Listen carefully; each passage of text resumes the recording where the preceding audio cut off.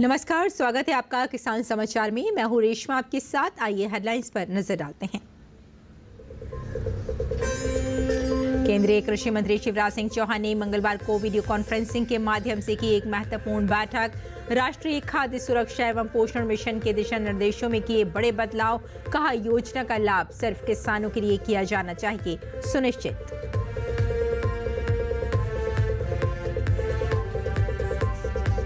मध्य प्रदेश में गेहूं की खेती करने वाले किसानों के लिए खुशखबरी। मध्य प्रदेश के मुख्यमंत्री डॉक्टर मोहन यादव ने कहा, इस बार गेहूं का न्यूनतम समर्थन मूल्य यानी कि एमएसपी होगा 2,600 रुपए प्रति क्विंटल और अगली बार इसे बढ़ाकर किया जाएगा 2,700 रुपए प्रति क्विंटल। हरियाणा सरकार ने शुरू किया हर खेत स्वस्थ खेत अभियान ताकि मिट्टी की सेहत जानकार विभिन्न फसलों की खेती कर सके किसानों को हरियाणा सरकार देने जा रही है सॉइल हेल्थ कार्ड। राजस्थान कृषि सचिव राजन विशाल ने की विभागीय कृषि योजनाओं की समीक्षा। कहा, कृषि यंत्र किसानों को समय पर और मार्केट रेट से कम दरों पर दिए जाने को करें सुनिश्चित। कस्टम हायरिंग सेंटरों को राज किसान पोर्टल पर 100% ऑनलाइन करने के भी दिए दिशा निर्देश।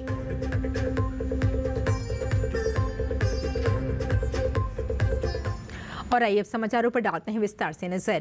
केंद्रीय कृषि एवं किसान कल्याण मंत्री शिवराज सिंह चौहान ने मंगलवार को वीडियो कॉन्फ्रेंसिंग से एक महत्वपूर्ण बैठक की, जिसमें राष्ट्रीय खाद्य सुरक्षा एवं पोषण मिशन के दिशा निर्देशों में बड़े बदलाव करने की स्वीकृति दी। दिशा निर्देशों में किसानों और बीज उत्पादकों के लिए सब्सिडी बढ़ाई गई है। कृषि मंत्री ने कहा कि योजना का लाभ सिर्फ किसानों को मिलना सुनिश्चित किया जाना चाहिए। मिशन के तहत पारंपरिक देशी बीज किस्मों का उत्पादन बढ़ाने का प्रावधान है। वहीं शिवराज सिंह ने पंचायत स्तर पर बीज प्रसंस्करण व भंडारण इकाई स्थापित करने की भी मंजूरी दी। पूर्ववर्ती बीज और रोपण सामग्री उप मिशन सहित राष्ट्रीय खाद्य सुरक्षा और पोषण मिशन अब कृषि संवर्धन योजना का एक घटक होगा। मिशन के उद्देश्य देश के चिन्हित जिलों में सतत तरीके से क्षेत्र विस्तार और उत्पादकता वृद्धि के माध्यम से चावल, गेहूं, दलहन, मोटे अनाज व पोषक अनाज श्रेय अन्न का उत्पादन बढ़ाना, व्यक्तिगत खेत स्तर पर मिट्टी की उर्वरता व उत्पादकता बहाल करना, किसानों में विश्वास बहाल करने के लिए कृषि स्तरीय अर्थव्यवस्था को बढ़ावा। और केंद्रीय मंत्री शिवराज सिंह चौहान ने गैर पारंपरिक तरीके से आलू बीज उत्पादन के लिए नए घटक के निर्देशों को भी मंजूरी दी है। मध्य प्रदेश में गेहूं की खेती करने वाले किसानों के लिए खुशखबरी है। मध्य प्रदेश के मुख्यमंत्री डॉक्टर मोहन यादव ने घोषणा करते हुए कहा कि इस बार गेहूं का न्यूनतम समर्थन मूल्य यानी कि एमएसपी 2,600 रुपए प्रति क्विंटल होगा और अगली बार इसे बढ़ाकर 2,700 रुपए प्रति क्विंटल किया जाएगा। मुख्यमंत्री ने राज्य के 81 लाख किसानों के बैंक खातों में 1,624 करोड़ रुपए की राशि सिंगल क्लिक से अंतरित की। किसानों को ये राशि मुख्यमंत्री किसान कल्याण योजना के अंतर्गत जारी की गई है। इस योजना के तहत किसानों को अब तक 11 किस्तें दी जा चुकी हैं। यदि मध्य प्रदेश सरकार इस वर्ष किसानों से 2,600 रुपए प्रति क्विंटल पर गेहूं की खरीद करती है तो इसके लिए किसानों को न्यूनतम समर्थन मूल्य यानी कि एमएसपी पर 175 रुपए प्रति क्विंटल के हिसाब से बोनस देना होगा, जिससे किसानों को काफी फायदा मिलेगा। मुख्यमंत्री डॉक्टर यादव ने कहा कि हमारी सरकार किसानों को सिंचाई के लिए पर्याप्त पानी और बिजली उपलब्ध करा रही है। केन बेतवा लिंक योजना से पूरे बुंदेलखंड क्षेत्र की तस्वीर बदल जाएगी। पार्वती, काली सिंध, चंबल योजना पर भी कार्य शुरू हुआ है। प्रदेश के प्रत्येक गांव एक खेत तक पानी पहुंचाया जाएगा। किसान अपने खेत की मिट्टी की सेहत जानकर उसके अनुसार विभिन्न फसलों की खेती कर सकें और उन्हें सही मात्रा में पोषक तत्व प्रदान कर उत्पादन बढ़ा सकें। इसके लिए मिट्टी की जांच की जाती है। जांच के बाद किसानों को सॉइल हेल्थ कार्ड दिया जाता है। इस कड़ी में हरियाणा सरकार आने वाले सालों में सभी किसानों को सॉइल हेल्थ कार्ड देने जा रही है। हर खेत स्वस्थ खेत अभियान के अंतर्गत आगामी 3-4 वर्षों में राज्य के प्रत्येक एकड़ के मृदा नमूने एकत्रित करके सभी किसानों को सॉइल हेल्थ कार्ड दिए जाएंगे। हर खेत स्वस्थ खेत अभियान के तहत अब तक लगभग 70 लाख मृदा नमूने एकत्रित किए जा चुके हैं तथा 55 लाख नमूनों का विश्लेषण करने के बाद सॉइल हेल्थ कार्ड वितरित किए जा चुके हैं। शेष नमूनों का कार्य प्रगति पर है। सॉइल हेल्थ कार्ड योजना के तहत 86.65 लाख सॉइल हेल्थ कार्ड वितरित किए गए हैं। राज्य में 17 नई स्थायी मृदा एवं जल परीक्षण प्रयोगशालाएं स्थापित की गई हैं। विभिन्न मंडियों में 54 नई लघु मृदा परीक्षण प्रयोगशालाएं भी खोली जा चुकी हैं। देश में किसानों के हित में केंद्र एवं राज्य सरकारों के द्वारा कई योजनाएं चलाई जा रही हैं। इनके लिए बजट में घोषणा की जाती है, जिसका लाभ वित्त वर्ष खत्म होने से पहले किसानों तक पहुंचाना जरूरी रहता है ताकि लक्ष्यों को पूरा किया जा सके। इस कड़ी में राजस्थान के सचिव कृषि एवं उद्यानिकी राजन विशाल ने विभागीय योजनाओं की समीक्षा करते हुए अधिकारियों को निर्देशित किया कि कृषि विभाग की योजनाओं का समय पर प्रत्येक किसान को लाभ पहुंचाया जाए। शासन सचिव ने कहा कि अधिकारी फरवरी के अंतिम सप्ताह तक योजनाओं को 100% पूरा करें। कृषि सचिव ने अधिकारियों कस्टम हायरिंग सेंटरों का लगातार निरीक्षण करने के निर्देश दिए। उन्होंने कहा कि निरीक्षण के दौरान सुनिश्चित करें कि इन सेंटरों से कृषि यंत्र सभी जरूरतमंद किसानों को समय पर और मार्केट रेट से कम दरों पर दिए जा रहे हैं। उन्होंने सभी कस्टम हायरिंग सेंटरों को 100% राज किसान पोर्टल पर ऑनलाइन करने के निर्देश दिए।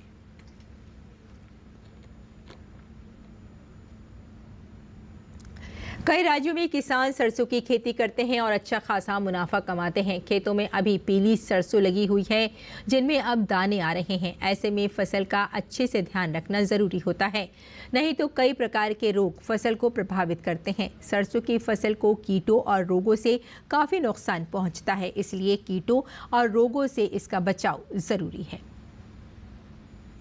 रबी के मौसम में किसान सरसों की खेती करके अच्छा खासा मुनाफा कमाते हैं। कम लागत में सरसों की फसल तैयार हो जाती है।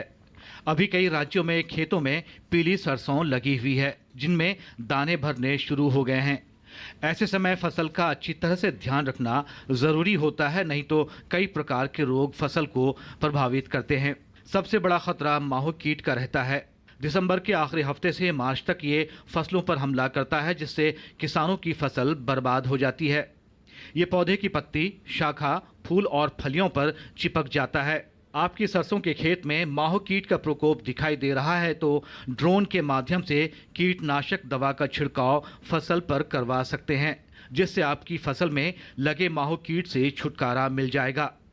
कृषि वैज्ञानिकों के अनुसार माहो कीट से छुटकारा पाने के लिए आप नीम के तेल का भी स्प्रे अपनी फसल पर कर सकते हैं। तना गलन रोग भी सरसों की फसलों को काफी प्रभावित करता है। इसमें तनों पर भूरे रंग के धब्बे पड़ जाते हैं। इस रोग के प्रबंधन के लिए कार्बेंडाजिम का छिड़काव करना बेहतर रहेगा। सफेद रोली रोग भी सरसों की फसल को काफी प्रभावित करता है। इसके नियंत्रण के लिए कॉपर ऑक्सीक्लोराइड का छिड़काव करें। झुलसा रोग भी इस फसल के लिए काफी हानिकारक होता है। इस रोग के प्रबंधन के लिए कॉपर ऑक्सीक्लोराइड का छिड़काव करें। सरसों की खेती में किसान भाइयों को शुरू में ही कुछ बातों का ध्यान रखना चाहिए। बुआई से पहले बीजों का उपचार जरूरी है ताकि फसल को रोगों और कीटों से बचाया जा सके। जब भी बीज खरीदें तो अच्छी तरह से जांच करें। बीज हमेशा स्वस्थ और प्रमाणित स्टोर से ही खरीदें। उचित समय पर बुआई जरूरी है। बुआई करते समय पौधों के बीच पर्याप्त दूरी रखें ताकि रोगों के संचार का खतरा कम हो और हवा का संचार बना रहे। पौधों के आसपास खरपतवार बढ़ने नहीं दें। फसलों की नियमित निगरानी करते रहें और रोगों की पहचान होने पर तुरंत प्रबंधन करें। रोग प्रबंधन के लिए जैविक तरीकों का इस्तेमाल भी किया जा सकता है। बार बार एक ही खेत में सरसों लगाने से बचें और फसल चक्र पर काम करें। इससे पैदावार बढ़ाई जा सकती है। किसान समाचार के लिए शमीम अख्तर की रिपोर्ट। और मध्य प्रदेश किसान कल्याण एवं कृषि विकास मंत्री ऐदल सिंह कंषाना ने कहा कि बीज प्रमाणीकरण संस्था का मुख्य कार्य निर्धारित मानक के अनुरूप गुणवत्ता के बीजों का प्रमाणीकरण करना है।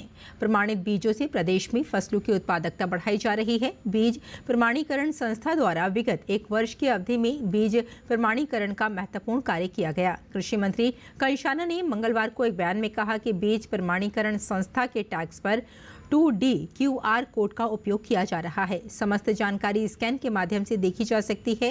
केंद्र सरकार द्वारा तैयार किए गए साथ ही पोर्टल पर बीज उत्पादन कार्यक्रम और बीज का ट्रेसिबिलिटी ऑथेंटिकेशन की जानकारी भी ली जा सकती है।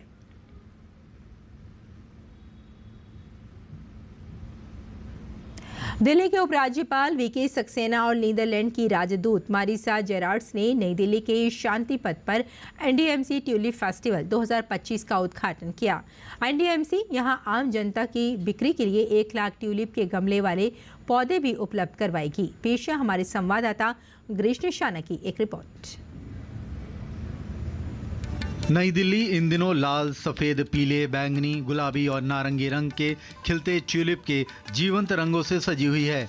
एनडीएमसी के प्रमुख क्षेत्र में ट्यूलिप अब पूरी तरह से खिल चुके हैं और इन्हीं रंगों की शानदार छटा बिखेर रहे फूलों के बीच दिल्ली के उपराज्यपाल विनय कुमार सक्सेना और नीदरलैंड की राजदूत मारिसा जेरार्ड्स ने मंगलवार को नई दिल्ली के चाणक्यपुरी स्थित शांति पथ पर एनडीएमसी ट्यूलिप महोत्सव 2025 का उद्घाटन किया और दोनों ने ट्यूलिप वॉक में भाग लिया। इस मौके पर एनडीएमसी अध्यक्ष केशव चंद्रा और उपाध्यक्ष कुलजीत चहल भी मौजूद रहे। पिछले 2 वर्षों से मिली सफलता और जीवन के विभिन्न क्षेत्रों से जुड़े जनता से मिली सराहना के बाद एनडीएमसी ने एनडीएमसी ट्यूलिप फेस्टिवल 2025 के अपने तीसरे संस्करण का आयोजन किया। यहां भारत की राजधानी नई दिल्ली के केंद्र में अपने खिलते ट्यूलिप भी वसंत ऋतु का स्वागत कर रहे हैं। इस वर्ष एनडीएमसी ने 3.25 लाख ट्यूलिप बल्ब आयात किए और इनमें से 2.25 लाख खुले स्थान पर लगाए हैं, जिसमें से 1.46 लाख ट्यूलिप बल्ब अकेले शांति पथ पर देखे जा सकते हैं। जब एलजी का चार्ज लिया था उस वक्त मैंने कहा था कि दिल्ली सिटी को सिटी ऑफ फ्लावर्स बनाना है और ये उसी कड़ी में काम हो रहा है। इस बार करीब 3,25,000 ट्यूलिप्स को इंपोर्ट किया गया है एनडीएमसी द्वारा। डीडीए ने भी अपने करीब 20 पार्क्स में ट्यूलिप्स को लगाया है और इस साल जो बेस्ट पार्ट इस 15,000 ट्यूलिप्स जो है हमारे इंडिजिनस ट्यूलिप्स भी यहाँ पर लगे हुए हैं, जिनको पालनपुर CSIR ने डेवलप किया है। एम है कि हम 4 साल में ट्यूलिप्स के इंपोर्ट को ख़त्म करके इंडिजिनस ट्यूलिप्स को लगाने का काम करें। एनडीएमसी ने परीक्षण के रूप में वर्ष 2017-18 में अपने यहाँ ट्यूलिप बल्ब लगाना शुरू किया था। ट्यूलिप के 17,000 बल्बों से शुरू हुई ये पहल तब से नई दिल्ली के पुष्प सौंदर्यीकरण की एक वार्षिक परंपरा बन गई है। यह पहल एक बड़ी सफलता साबित हुई है, जिससे एनडीएमसी सार्वजनिक स्थान पर इन कीमती फूलों को लगाने वाला भारत का पहला नागरिक निकाय बन गया है। पहली बार एनडीएमसी ने 1 लाख ट्यूलिप बल्बों के गमले बनाए हैं और उन्हें शांति पथ, lawn, Lodhi garden, Nehru park, Talkatora garden, central park और एनडीएमसी नर्सरी में रखा गया है, जिन्हें आम जनता भी खरीद सकती है। ट्यूलिप न केवल लुटियंस दिल्ली की सुंदरता बढ़ा रहे हैं, बल्कि यहाँ रह रहे लोगों और यहाँ आने वाले लोगों के लिए सकारात्मक और सुखद अनुभव प्रदान करते हैं। कैमरामैन मुकेश कुमार के साथ गिरीश निशाना, डीडी न्यूज, दिल्ली। और आइए अब जान लेते हैं मंडी भाव के बारे में।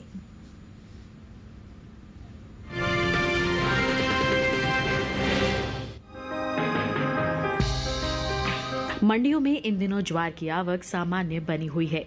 बात हाजिर भाव की करें तो एगमार्क नेट के मुताबिक मंगलवार को देश की ज्यादातर मंडियों में इन दिनों ज्वार की आवक सामान्य बनी हुई है। गुजरात की जंबूसर मंडी में 10 फरवरी को ज्वार का भाव था 3,600 रुपए। 11 फरवरी को इसके भाव में 400 रुपए की भारी गिरावट देखने को मिली, जिसके बाद ज्वार का भाव हो गया 3,200 रुपए। जबकि राज्य की ही राजकोट मंडी में इस दौरान ज्वार के भाव में नरमी दर्ज की गई। यहां 10 फरवरी को ज्वार का दाम था 4,685 रुपए। 11 फरवरी को इसके भाव में 285 रुपए की गिरावट आई और भाव 4,400 रुपए पर आ गया। वहीं पोरबंदर मंडी में ज्वार के भाव इस दौरान तेजी के साथ हुए। 10 फरवरी को जहां ज्वार की कीमत थी 4,235 रुपए, 11 फरवरी को इसके भाव 915 रुपए उछलकर 5,150 रुपए पर हुए। कृषि मंत्रालय की ओर से साल 2023-24 के लिए अंतिम अग्रिम अनुमान को जारी किया गया है, जिसके मुताबिक साल 2023-24 के दौरान कुल ज्वार की पैदावार में 9,23,000 टन की बढ़त देखने को मिल सकती है, जिसका असर ज्वार के बाजार भाव पर पड़ सकता है। ताज़ा आंकड़ों पर नजर डालें तो साल 2023-24 के दौरान ज्वार की कुल उपज 43,37,000 टन होने का अनुमान जताया गया है। जबकि बीते साल की समान अवधि के दौरान ज्वार की पैदावार 38,14,000 टन थी। वहीं केंद्र सरकार ने विपणन सत्र 2024-25 के लिए 14 खरीफ फसलों के न्यूनतम समर्थन मूल्य में बढ़ोतरी की है, जिसमें ज्वार भी शामिल है।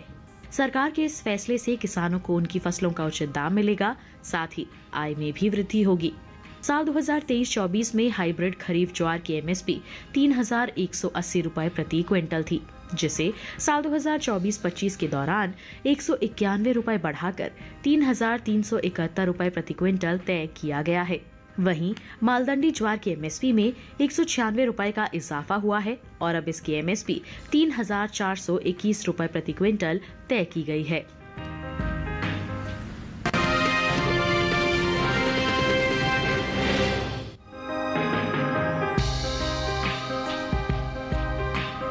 मूंग की आवक इन दिनों मंडियों में सामान्य है।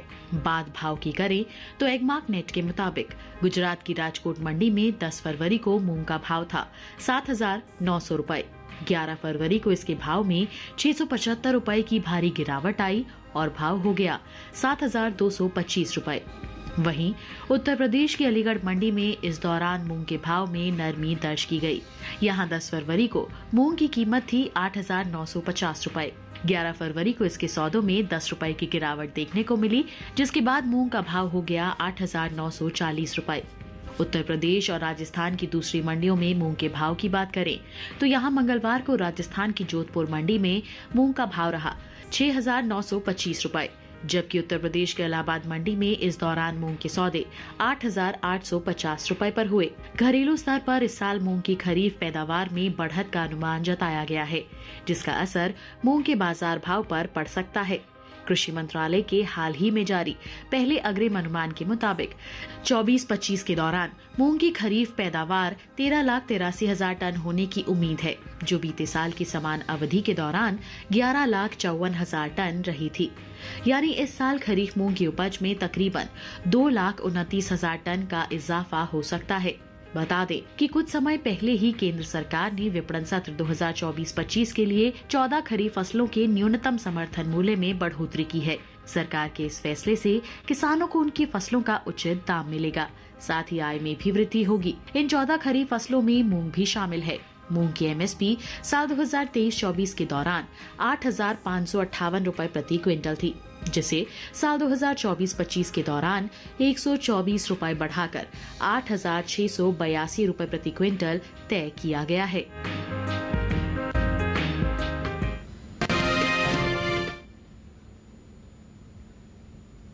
और किसान इस मौसम में कैसे रखें अपनी खेती का ख्याल, आइए जान लेते हैं। नमस्कार, आप देख रहे हैं डीडी किसान। मैं हूं एआई कृष और आज हम पश्चिम बंगाल, ओडिशा और असम में होने वाली खेती किसानी से संबंधित सलाहों के बारे में पूरी जानकारी देंगे। पश्चिम बंगाल के पहाड़ी इलाकों में मटर और गोभी की कटाई का काम करें। पश्चिम बंगाल के तटीय खारे इलाकों में आंशिक रूप से बादल छाने और कोहरा रहने की वजह से फसलों में खास ध्यान देने की जरूरत है। बढ़ते तापमान के कारण भी फसलों में खास ध्यान देना जरूरी हो जाता है। ऐसे मौसम में पश्चिम बंगाल के तटीय खारे इलाकों में किसानों को सलाह है कि वो आलू और अन्य खड़ी फसलों की निरंतर निगरानी करते रहें। यहाँ पर इन दिनों आलू की फसल में पछेता पाला नुकसान पहुंचा सकता है। पछेते पाले से फसलों को बचाने की व्यवस्था करें। फसलों में विशेषज्ञों की सलाह से दवा का छिड़काव करना उचित रहेगा। वहीं ओडिशा में मूंगफली की खड़ी फसल में थोड़े थोड़े अंतराल के बाद सिंचाई करते रहें। सूरजमुखी, चना, मक्का और मूंग की फसल में भी सिंचाई की जरूरत है। शुष्क मौसम को देखते हुए सब्जियों की फसल में भी समय समय पर सिंचाई करते रहें। ओडिशा के उत्तर पूर्वी तटीय मैदानी क्षेत्र में धान की रोपाई का काम कर सकते हैं। असम की बात करें तो यहाँ के पहाड़ी हिस्सों में तैयार राजमा और सरसों की कटाई का काम करें। असम में ब्रह्मपुत्र घाटी के मध्य और निचले हिस्सों में उत्तरी तटीय मैदानी क्षेत्रों में बोरो धान की रोपाई कर सकते हैं। बोरो धान की पौध 7 से 10 दिन की होने के बाद रोपाई करना उचित रहेगा। ब्रह्मपुत्र घाटी के उत्तरी तटों पर मैदानी इलाकों में मूंग और उड़द की बुवाई की जा सकती है। इसी तरह कृषि और किसानों से जुड़ी हर महत्वपूर्ण जानकारी के लिए हमारे साथ जुड़े रहिए और देखते रहिए डीडी किसान। धन्यवाद।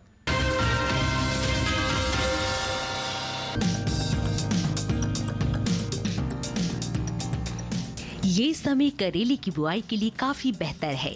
करेले की बुआई के लिए 1 हेक्टेयर के लिए 5 से 6 किलो बीज पर्याप्त है। बुआई करते समय ध्यान रखें कि पंक्ति से पंक्ति की दूरी 120 सेंटीमीटर और पौध से पौध की दूरी 60 सेंटीमीटर रखें। किसान करेले की कई किस्मों की बुआई कर सकते हैं, जैसे पूसा विशेष करेले की इस किस्म की बुआई उत्तरी भारत के मैदानी क्षेत्रों, खासकर हरियाणा और दिल्ली में की जा सकती है। इस किस्म की 1 हेक्टेयर में 150 क्विंटल तक पैदावार ले सकते हैं। इसका फल मोटा, मध्यम लंबाई वाला और चमकदार व हरा होता है। इसके अलावा पूसा औषधि सिलेक्शन 1 किस्म भी लगाई जा सकती है। ये किस्म राजस्थान, गुजरात, हरियाणा और दिल्ली में लगाने के लिए उपयुक्त है। 1 हेक्टेयर में 198 क्विंटल पैदावार ली जा सकती है। इसका फल हल्के हरे रंग का और मध्यम लंबाई वाला होता है। किसान करेले की पूसा हाइब्रिड 1 की बुआई भी कर सकते हैं। उत्तरी भारत के मैदानी इलाकों में इसकी बुआई की जा सकती है। 1 हेक्टेयर में 200 क्विंटल तक की पैदावार ली जा सकती है। इसका फल मध्यम लंबाई और मध्यम मोटाई वाला होता है। इनके अलावा किसान पूसा हाइब्रिड 2 की भी बुआई कर सकते हैं। 1 हेक्टेयर में 180 क्विंटल तक फसल ली जा सकती है। इसका फल गहरा हरा, मध्यम लंबाई और मध्यम मोटाई वाला होता है। अगर सिंचाई की बात करें तो करेले की फसल में गर्मी के मौसम में 5 से 6 दिनों के अंतराल पर सिंचाई करें। फसल में खरपतवार नियंत्रण के लिए समय समय पर निराई गुड़ाई करें। करेले की फसल में फल मक्खी के हमले की आशंका बनी रहती है। ऐसे में उचित दवा का छिड़काव विशेषज्ञों की सलाह से कीट प्रभावित जगह पर ही करें।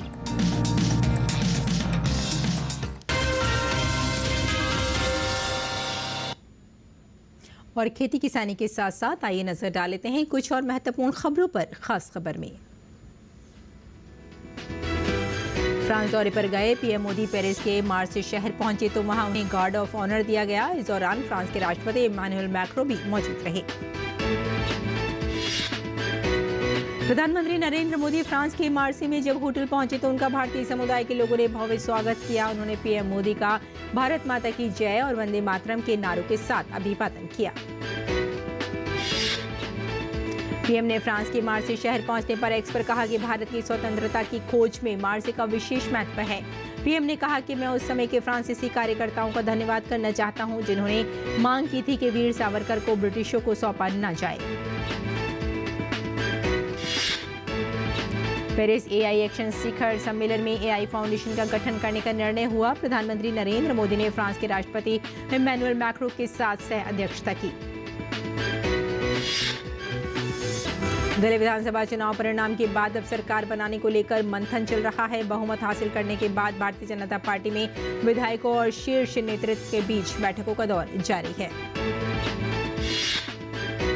वित्त मंत्री निर्मला सीतारमण ने कल लोकसभा में बजट पर चर्चा का जवाब दिया। उन्होंने बजट बनाने को पहले से कहीं अधिक चुनौतीपूर्ण बताया। वित्त मंत्री ने कहा कि बजट में बदलते भारत को विकसित भारत बनाने पर जोर दिया गया है। संत रविदास जी की आज जयंती है। रविदास एक महान संत और कवि थे जिनका भक्ति आंदोलन में अहम योगदान था। इन्होंने समाज से विभाजन को दूर करने और व्यक्तिगत आध्यात्मिक आंदोलन को बढ़ावा देने पर जोर दिया। राष्ट्रपति द्रौपदी मुर्मू ने गुरु रविदास जयंती के शुभ अवसर पर देशवासी को शुभकामनाएं देते हुए कहा, संत रविदास ने मानवता की सेवा को अपना ध्येय बनाया। वे धर्म तथा जाति के भेदभाव को मिटाने और समाज में एकता लाने के लिए समर्पित रहे। महाकुंभ में आज माघ पूर्णिमा के पावन अवसर पर ब्रह्मा मुहूर्त से श्रद्धालु त्रिवेणी संगम में आस्था की डुबकी लगा रहे हैं। महाकुंभ के दौरान माघ पूर्णिमा का स्नान विशेष रूप से पुण्य लाभ देने वाला माना जाता है। 13 जनवरी से अब तक करीब 40 करोड़ श्रद्धालु स्नान कर चुके हैं। मां गंगा, मां यमुना और अदृश्य मां सरस्वती के पवित्र संगम में श्रद्धा और आस्था से ओतप्रोत साधु संत श्रद्धालु कल्पवास से स्नानार्थी और गृहस्थ आस्था की डुबकी लगा रहे हैं।